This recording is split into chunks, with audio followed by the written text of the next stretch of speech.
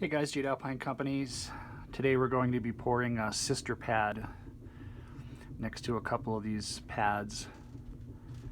It's just kind of a little bit of preventative.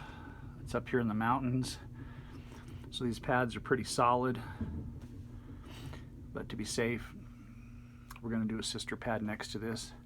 We got our rebar drilled and doweled. It's epoxied into this footing. We're going to get this guy poured. Just going to be a little insurance that this pad isn't going to ever shift. I'm going to do the same down to this pad here. I'm going to have a few videos to this project. You can follow along on my website, www.alpinecompanies.com.